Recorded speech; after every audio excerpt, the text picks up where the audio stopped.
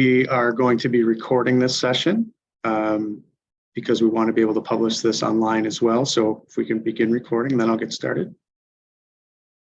All right. Good afternoon, everybody. Thank you so much for coming this afternoon to learn more about these really exciting public art projects that we are working on here with the city and our partners. This is the Public Art Equity Project that's part of the larger Percent for the Arts program. My name is Kevin Kelly. I am the manager of the Office of City Planning for the City of Rochester, and I'm joined by a number of colleagues and partners. In a moment here, we'll have them introduce themselves. So just to go over a few things before we get into that. First of all, we all appreciate your patience as we navigate some technical challenges here. We've got an ASL interpreter that is with us today, Miriam Lerner. Thank you so much, Miriam, for joining us. And we want to be able to spotlight her, both for those that are watching now and for those who will watch on the recording later. But we also have multiple speakers that will be sharing during the session, so we want to spotlight them at the same time. And we also are sharing our screen, so it gets a little bit wonky trying to do all these things at once. So thank you for your patience as we do that. So basically what we're going to cover today in the agenda for the program is to do some introductions of the folks that are involved with the project. I'm going to give you an overview of the broader Percent for the Arts program, and then our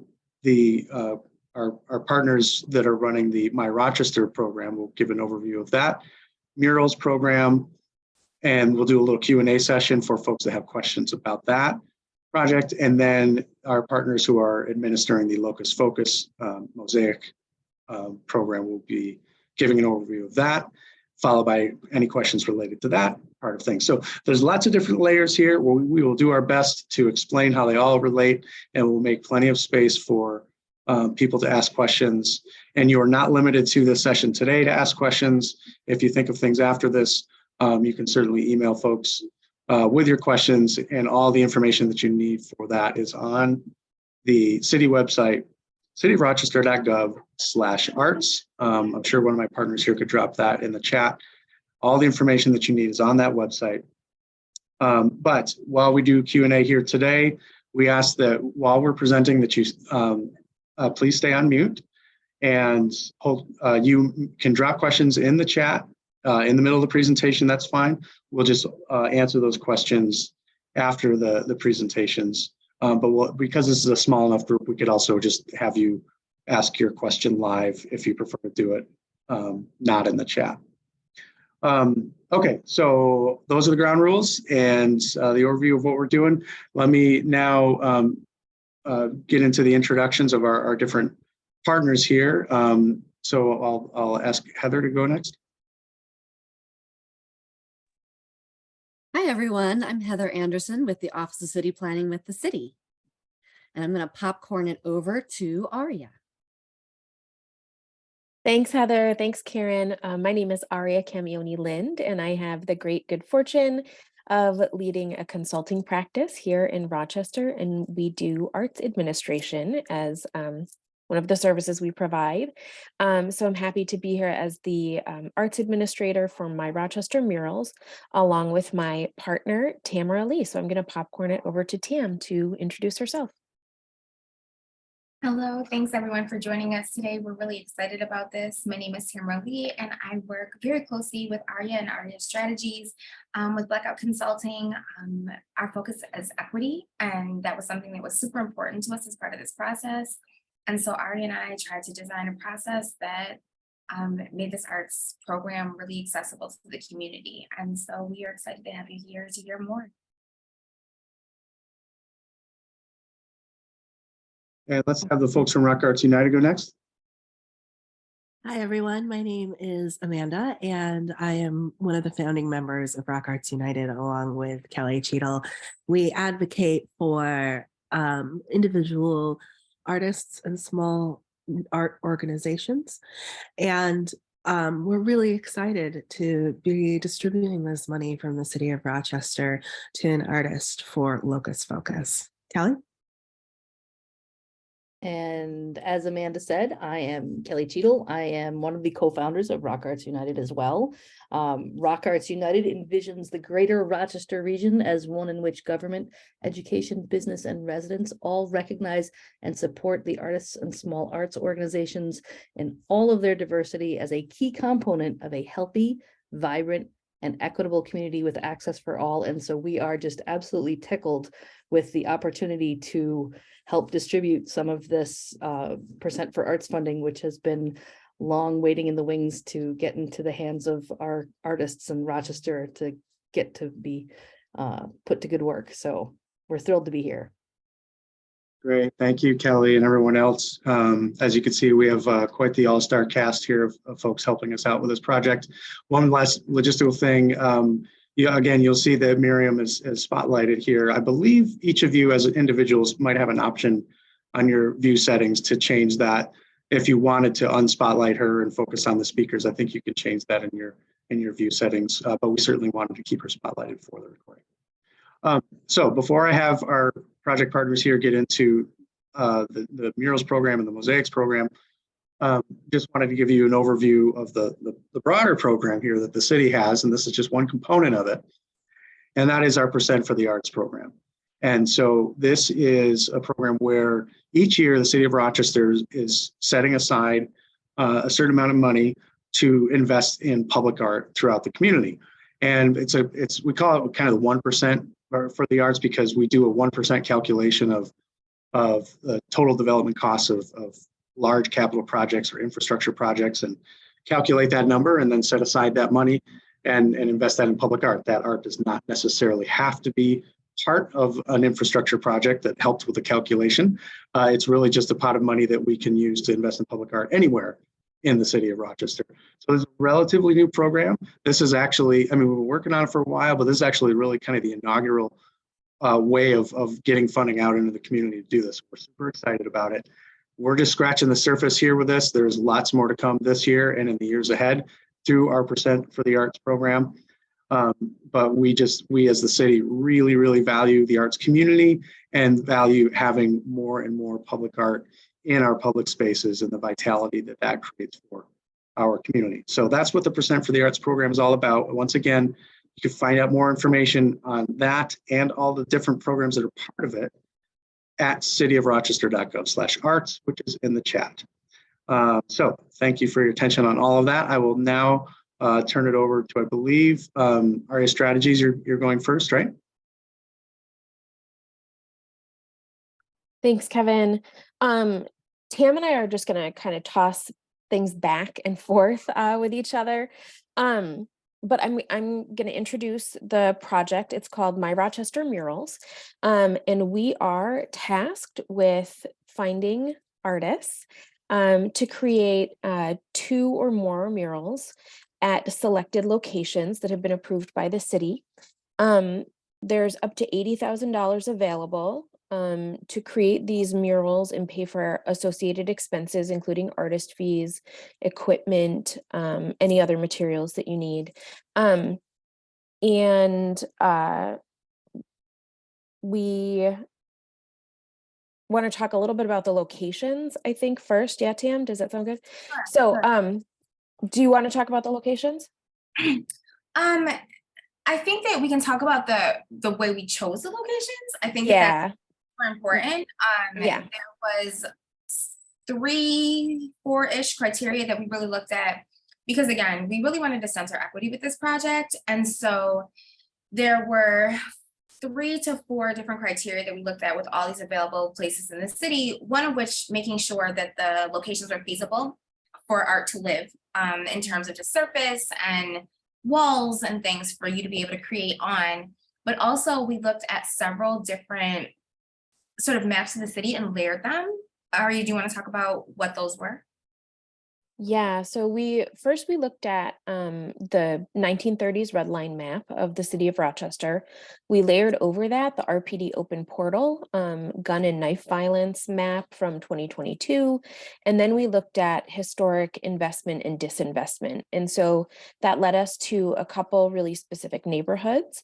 And so in the call for concept, which I think Tam will talk about, you'll see a list of locations that meet the criteria that we created. And it's really about, I'm sure Cal and Amanda will talk about this as well, but it's really about once we start investing in neighborhoods, it builds momentum to continue building investment. So that was really the driving force behind this, was including communities that have been historically and intentionally excluded. Tam, do you want to talk about the call for concepts?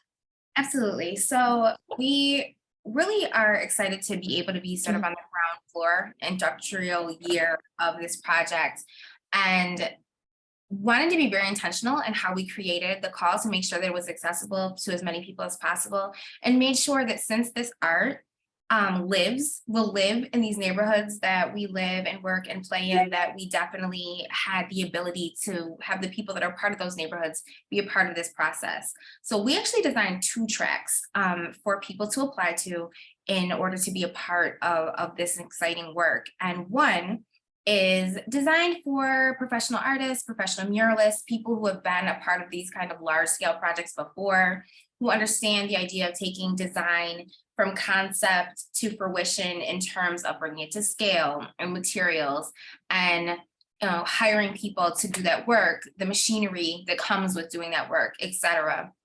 Which there are some incredible muralists in this town. I mean, Rochester already has beautiful artwork and murals all over. And so we know that those people exist.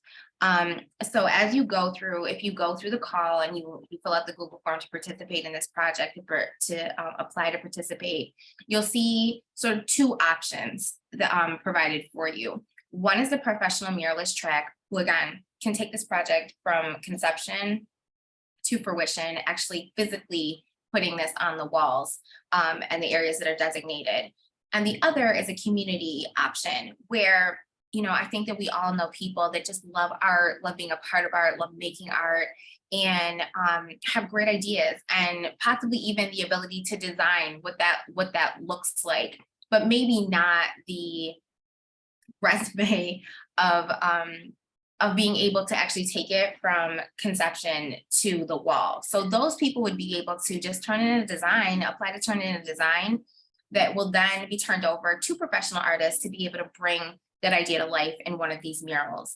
So we really wanted to talk about those 2 options to make sure they were clear, because we wanted this just to be open to as many people as possible.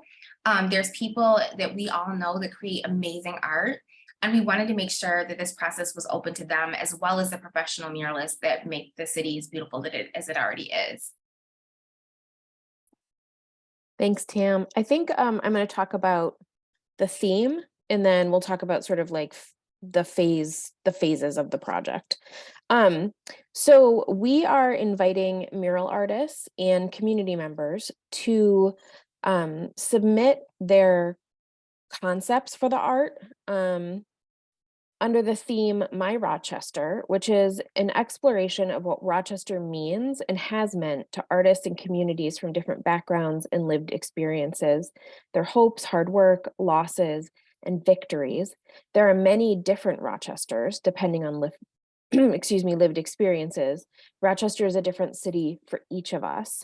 So this project invites artists and community to showcase their lived experiences with and in Rochester and share their experiences through their personal lens.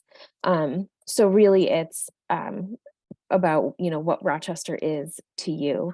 The last thing I want to talk about are the different phases of this project. Right now we're in the call for concepts.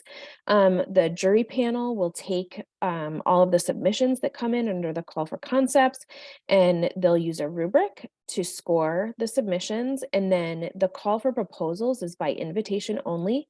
We provide a stipend to any artist who's invited to participate in that phase. And then the final mural artists are selected from that finalist pool. So we sort of have a couple of different phases after this call for concepts. And then we'll begin working on the murals and installation in July, August, through October. Go ahead. Yeah, go ahead, Tam. With the 2 phases, it's a little bit different journey through those 2 Yeah. phases. So if you are applying as a community member to just do a design, there's a relatively simple Google form, and then you're uploading your design. These can be anyone. It can be a class, it can be a collaborative, it can be an art class, it could be a rec center, it could be a family, it could be an individual that does that part. And then really at that point, your work is done. Once you upload your design, it goes to the pool of jurors, as Aria was talking about, and then they sort of take it from there. The other track for professional mural artists is a little bit different. Same thing, Google form, maybe ask for a little bit different information, a little bit more information.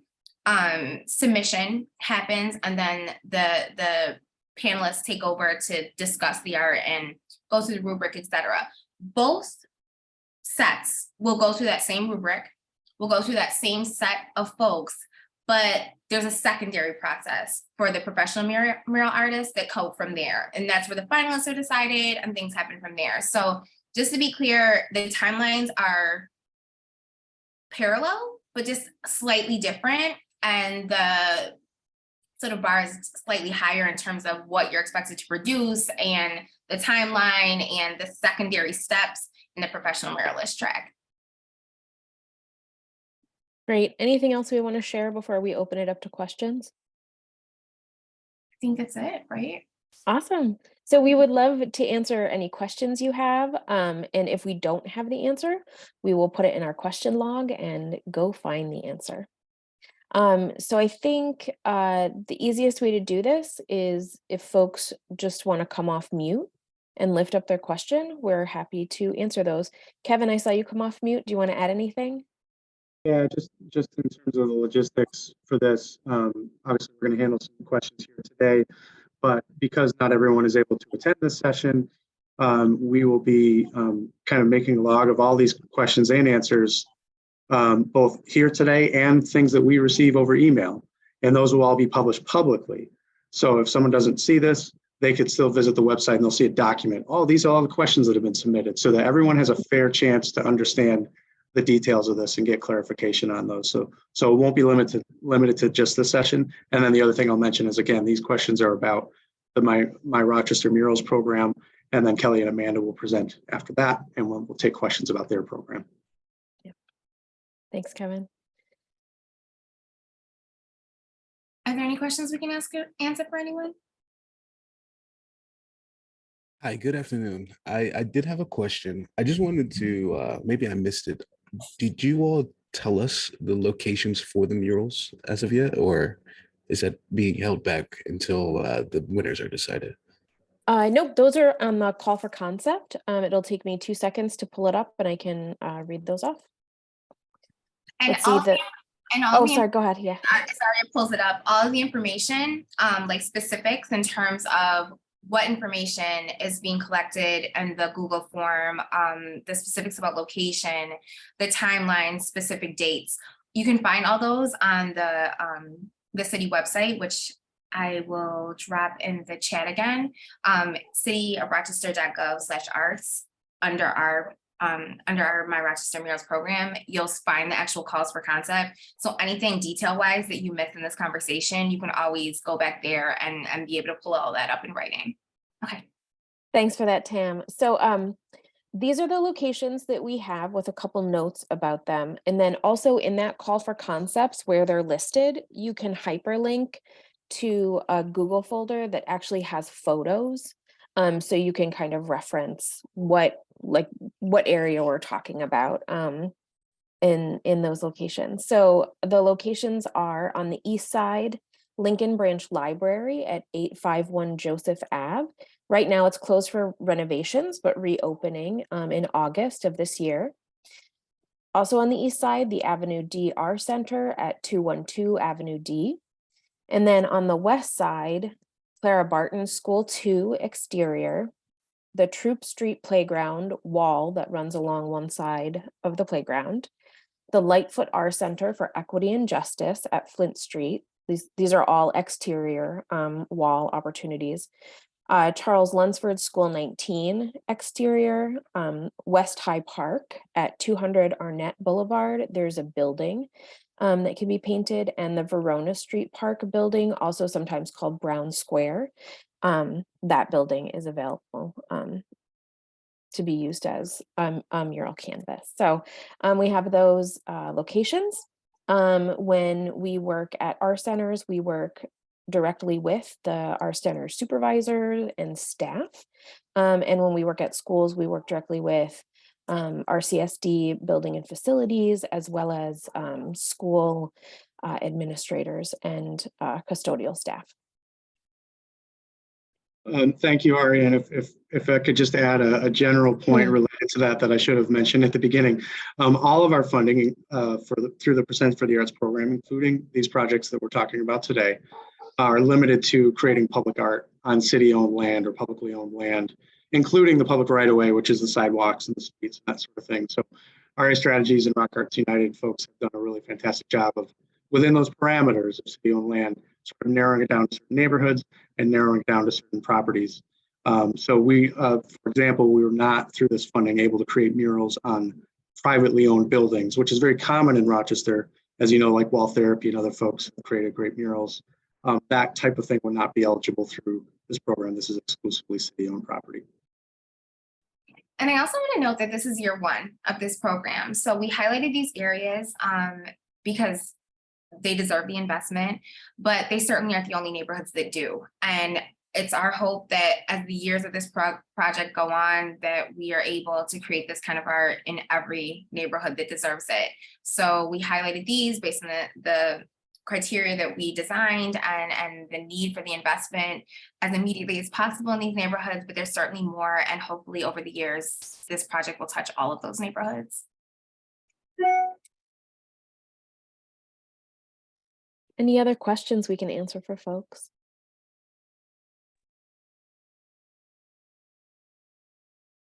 Hello, can you hear me? Hi, yes, yeah, go ahead, Karen. I just had a question about the medium. You're talking about mural artists, but this is specifically to working in tessera and grout and that type of medium. Is that correct? Or is it open to other mediums? I will ask Kevin and Heather to weigh in after I share what I know, but there might be other things.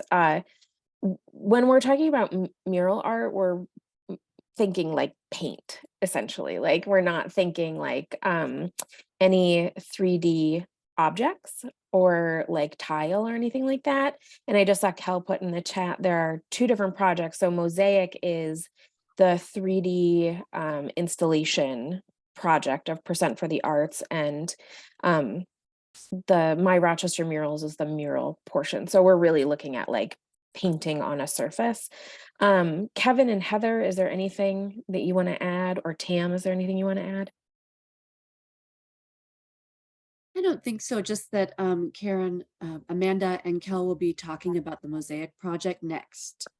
So you'll be hearing more about that project in just a couple minutes. Okay, thank you.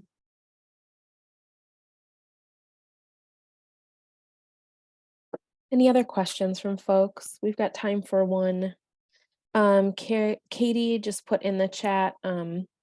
Yeah, there are two separate calls for concept. So there's a Mosaic call for concept and a mural call for concept. Maybe it's worth running through that again real quickly in case folks weren't here at the very beginning of the call. So explain real briefly that there's two separate projects that you'll hear about both of them here today. So there is the My Rochester mural and the Locus Focus. So one, My Rochester mural is literally murals, pictures on walls and surfaces. And then there's a second project, which is Locus Focus, which is mosaic work, which you will hear them talk about in just a few minutes. And so you'll have an opportunity to ask about each project. And then at the end, if there's any time left over, we can talk about general things because some of them parallel and overlap and some of them are very separate. So you'll hear about both today.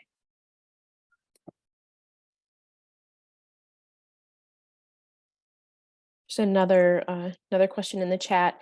And is the first round application the same for professional muralists versus community non-professional mural artists? Yes. So first, I just want to say we're using the word professional very loosely. Essentially, that track is for people who have experience sort of soup to nuts putting together a mural project.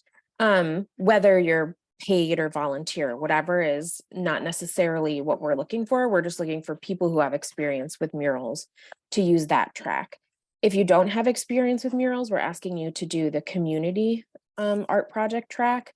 And the first round, the call for concept, is the same for everybody. It asks very basic information, contact information, your bio, things like that. And we ask you to upload your art into that form. And then the second round, which is the call for proposals, is specifically only going to be for those people on that first track, the mural artist track, people who have had experience doing murals before. And so the community art project won't do the second round.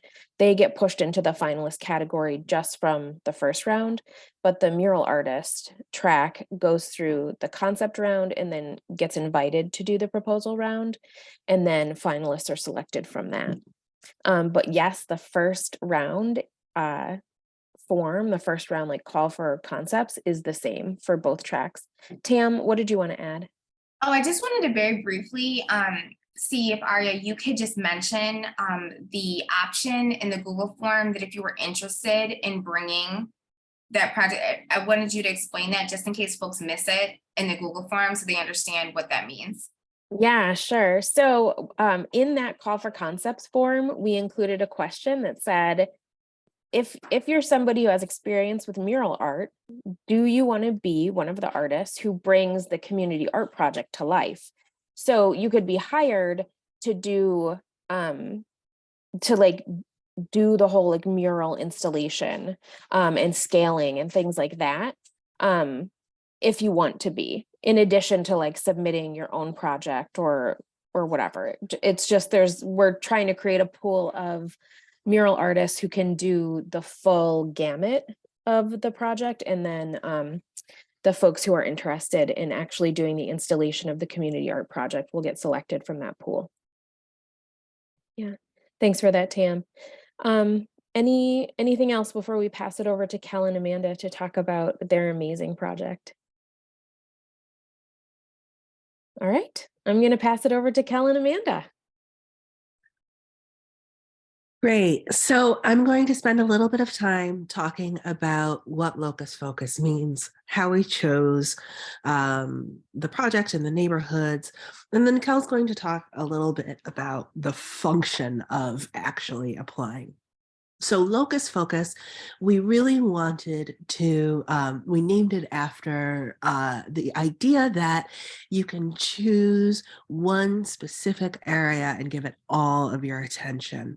And that's how we chose the area on our map. You can go to our website, rockartsunited.com/locus focus, and that will take you, you'll see our map right there.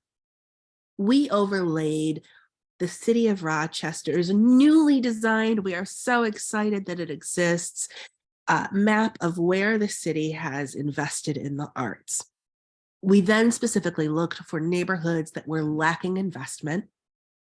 And then we took a drive and drove all through these neighborhoods and specifically found one that had great options to install.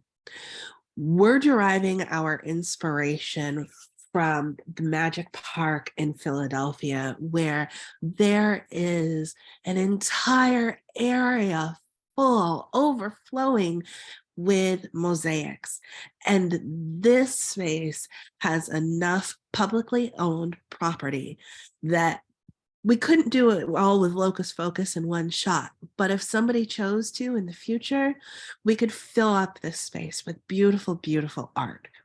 So Locus Focus is the first step of what could become a longer term investment.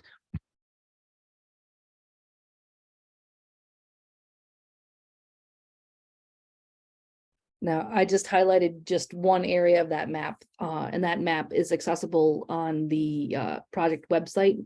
So rockartsunited.org/locus focus, which you can also reach through the city website. I've absolutely fallen in love with that park and can't wait till it warms up just a little bit more for me to go and explore it. But the opportunity that we've crafted over the last few months for Locust Focus has really been centered on what is the possibility for our Rochester artists and for this neighborhood. What happens when we provide the access to the funds to work together to create a work of art that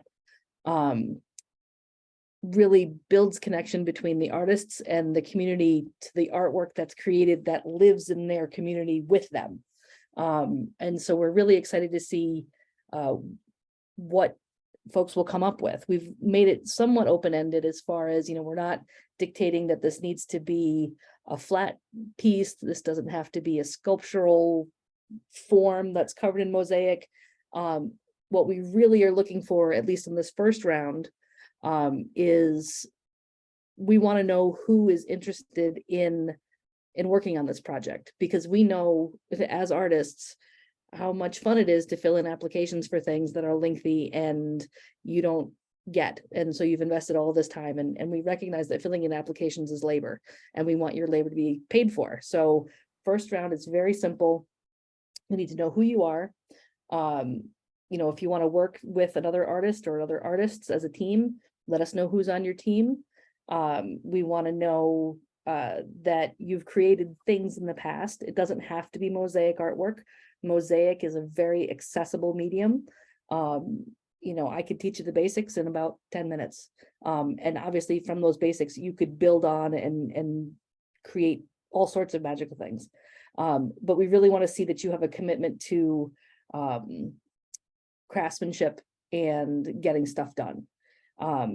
So we'll need just some examples of your work and just a rough idea of what you might create if you had this opportunity presented to you. Based off of that, that information will be reviewed by a panel. And then if you're one of our 5 finalists, we're actually going to give you a stipend so that you can think about even more in depth about what you would create, work through some of the technical information in your budget.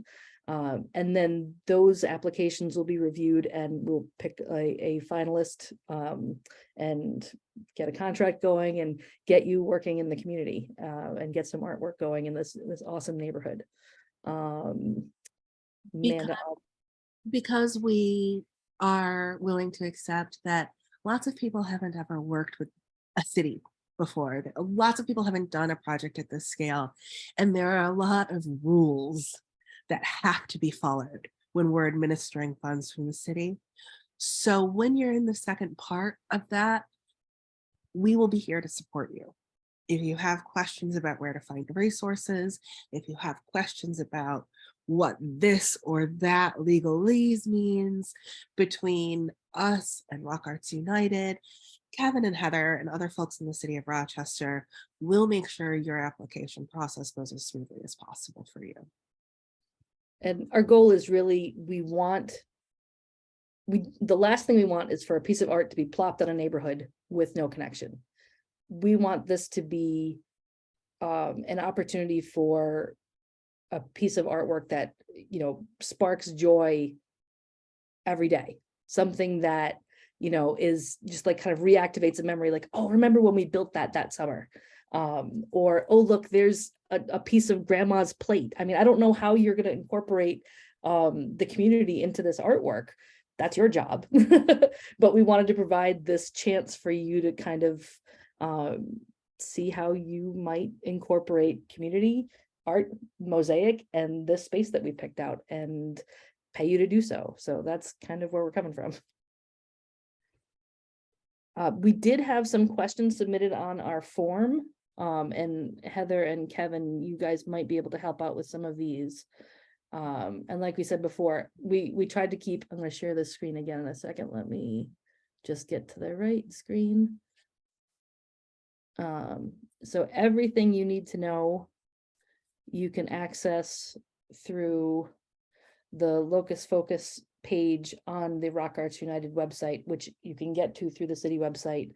Right now, you can see the full call is listed here.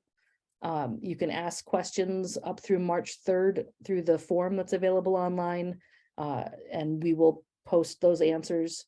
We are gonna, obviously, we're right here at this info session, and the application is due no later than March 31st at 11:59 p.m. If the application comes in at April 1st at 0, what the heck is it, 12 o'clock in the morning?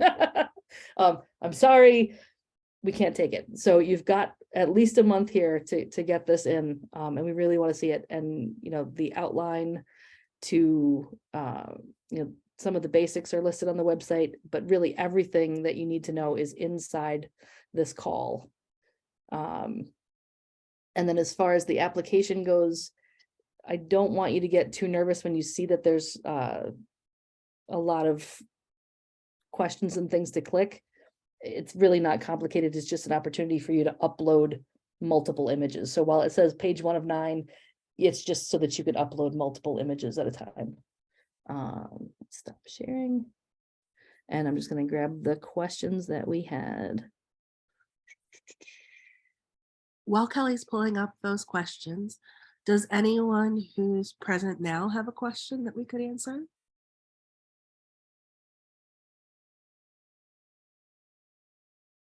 Is there a percentage of the budget that's expected to be salary stipend for the artist versus the percentage spent on supplies, labor, etc.?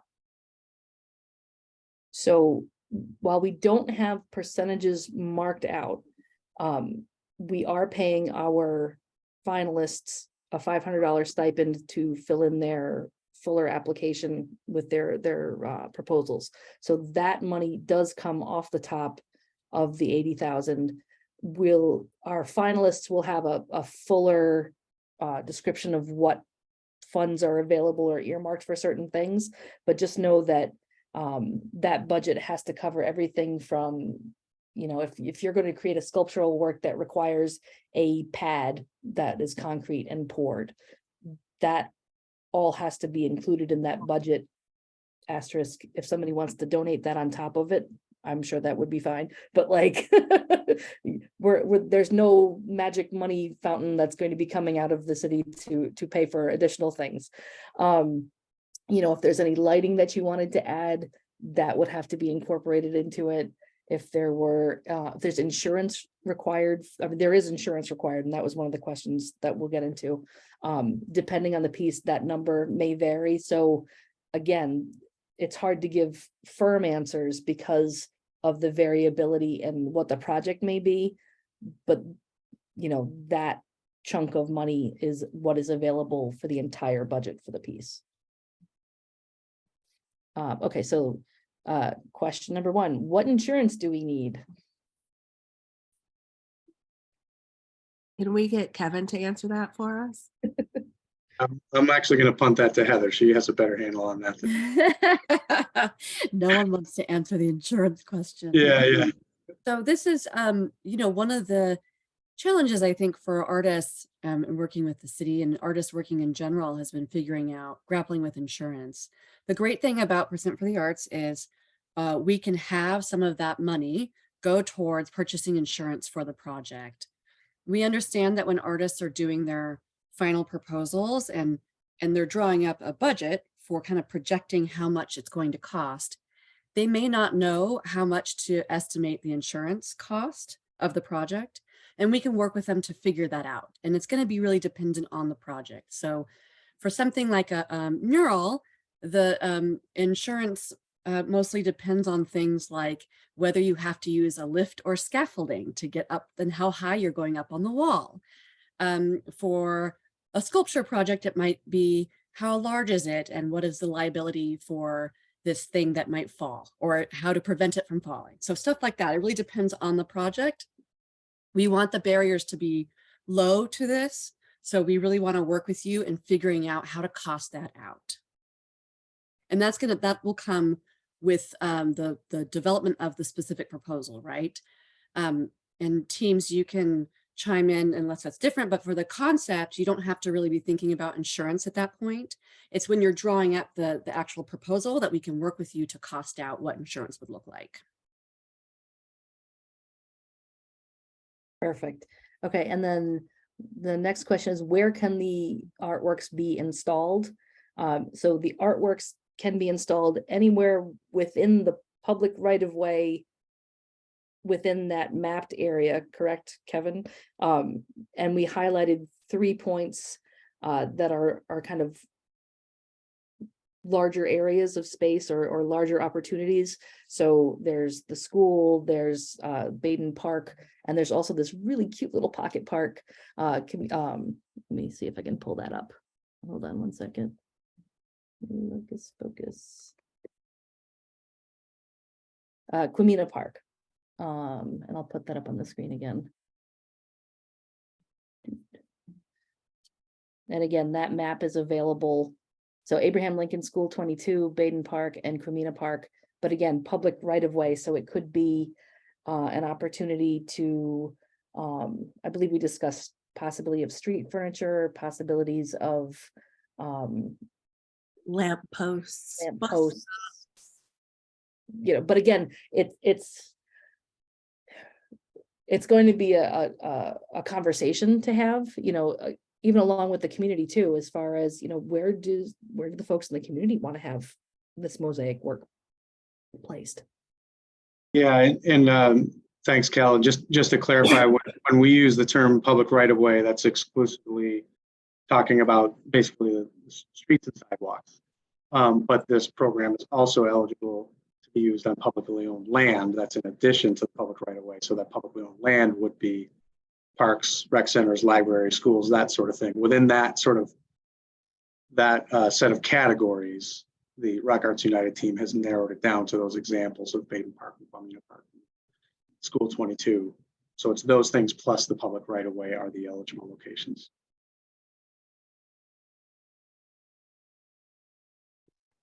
When does it have to be finished by? This is a good question. So we had a pretty lofty goal, I think, when the first RFP went out to have these works installed by the end of this year. That would be amazing. And I don't think it's entirely not possible, but we really want to focus on having the bulk of the work done over the summer. You know, depending on the application of the work, it could be that you know, a piece is able to be made offsite and then installed on site, and the calendar might not allow for that final installation to happen during the colder months. Or it could be something that is installed actively. So again, the sooner the better, but we also want good work made. So if it needed to extend into the calendar year of 2024, that is a possibility, but we really want it done within 12 months of the contract being signed, or I think 14 was our wiggle room. Then, who am I allowed to work with? For example, I need a concrete base. Is there a list of contractors that are approved by the city? That's a good one for you, Kevin or Heather. Sorry, was that in the chat? No, that was on our form. It was just like, Oh. yeah. Sorry, while you were talking, I was searching the chat for it. Can you repeat it again? It was, who am I? So I guess it's a two-part question. Who am I allowed to work with? And I think this is more focused on subcontractors for maybe hard goods, because it says, for example, if I need a concrete base, is there a list of contractors that are approved by the city? So if they had a sculpture that required some sort of, you know, structural base. So I'll take a stab at this, Kevin, and you can fill in. But we don't have, the city doesn't have a pre-approved list of contractors. However, we do have experience with other art projects that have used local contractors, and we're happy to share information. We don't want this to be a barrier if there's artists that are interested in doing something, but they don't have those connections. I think we can facilitate that.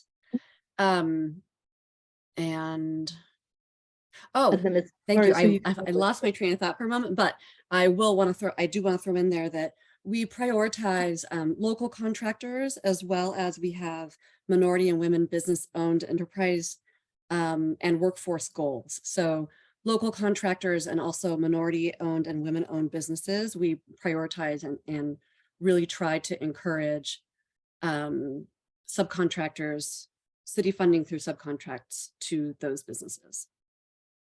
And then as far as who are you allowed to work with? We wanted to make sure that, you don't have to feel that you're taking on this project all by yourself. If there's someone that you're accustomed to working with, if there's someone that you work with maybe informally, like myself, I work with my husband and partner, Larry Moss at Aragami. There have been some grants in the past that we haven't been able to access because we have a business, even though we're two individual artists. So you could apply as an individual artist, you could apply as an artist team, the way we are as like a formal business, or you could apply as like, hey, Amanda, you and I like to make stuff. Why don't we make stuff together? This looks like an awesome opportunity. So whether you're formally connected, informally connected,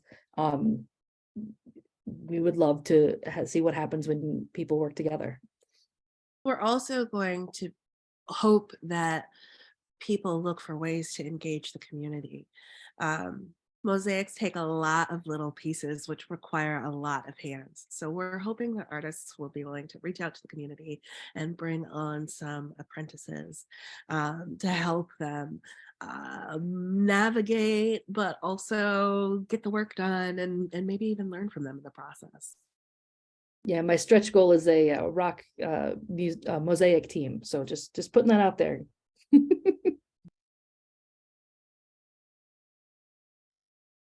Are there any other questions from the group?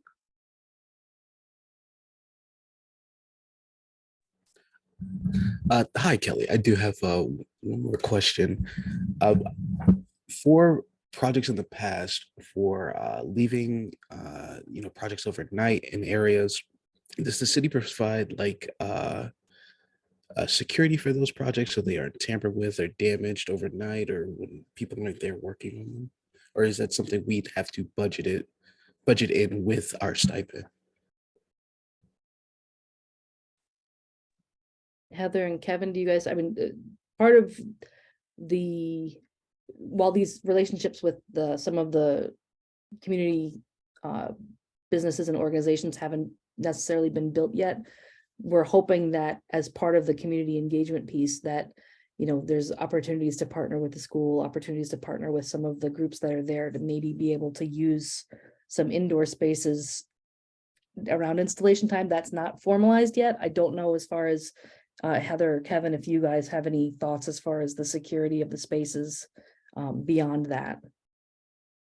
I think that was definitely our hope, is that since these are city-owned properties, that those agreements can be worked out. They're not worked out at this point because we don't have the specifics of the projects yet, right? And so we're hoping to figure that out. There's a certain degree of safety in terms of some projects being outdoors that we can't guarantee, right? So say the skate park murals is a really good example that have been defaced, I think multiple times at this point.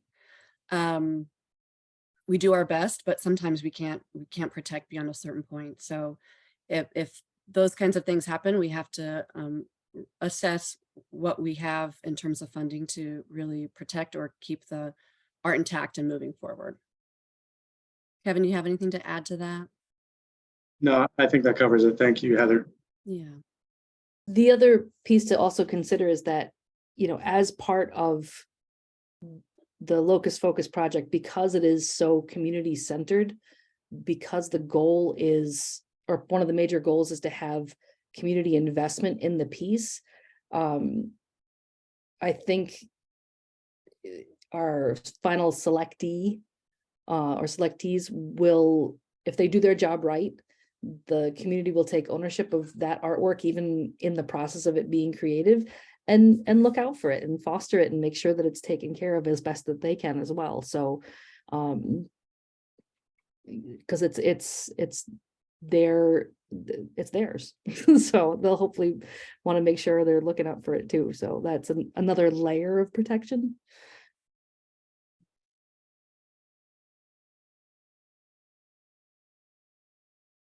And I think that probably wraps up most of our questions. What we'll do is we'll have all of the questions from this conversation, as well as the questions that are submitted on the submission form, and any more that are submitted through our deadline, which is March 3rd at midnight or 11:59 p.m. If those get submitted, we're going to compile them all, put them on the Locus Focus website. Really, all of the information you need will be on there. If it's not on there, reach out and we'll make sure it does get up there. But I think we can toss it back to Kevin and see what else you guys need. Yeah, thank you, Kelly, Amanda, Aria, Tam.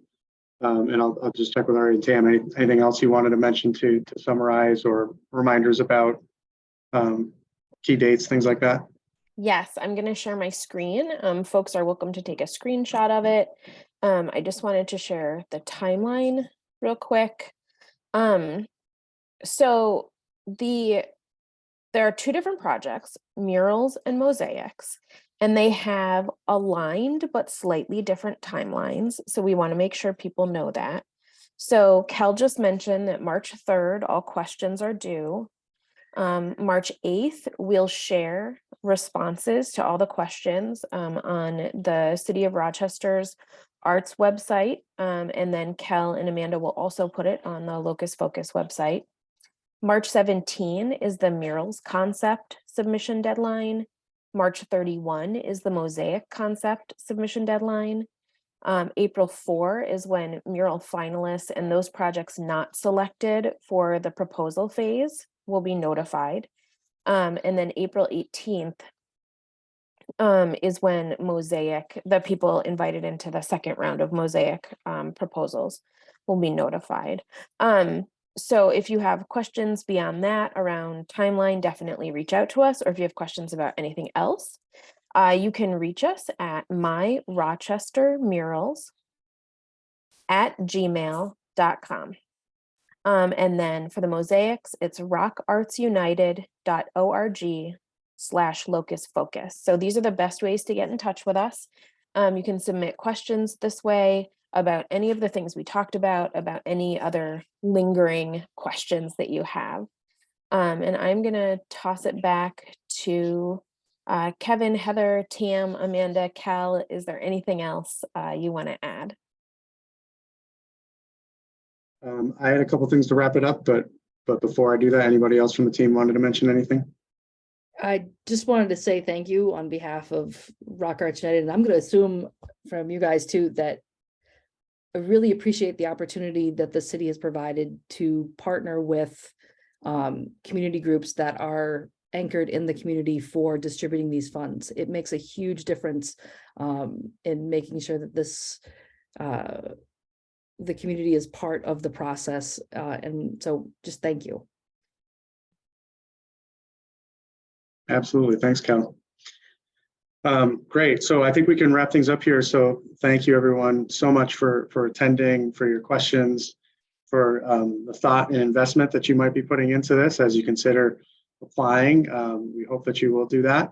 And also, we really hope that you would consider helping spread the word about these projects, whether it be for folks that you want to partner with, or maybe you don't intend to apply, but you love the idea and you want to make sure everybody knows about it. Please go to cityofrochester.gov/arts, and you can just send that website link around to your network. You also could go to the city's Facebook page, and there are two simple graphics there that you can grab on a recent post from a couple of days ago, and you can use those graphics to circulate to folks or share on social media because they're a little bit more interesting looking than just plain text or a website link. So go to the City of Rochester's Facebook page if you want to grab those graphics. It just basically, it describes the call and then leads people to the website for more information. So we definitely appreciate any help that you can offer to help us spread the word. So thanks again for participating today. Check that website soon. By March 8th, we'll have answers to all the questions that have been submitted, and look forward to helping you all get through this application process, and look forward to seeing some really great ideas come from these artists. And as those ideas are developed, all the really great community engagement that's going to happen through these projects. So thanks for tuning in here. Have a great day. Thanks, everybody.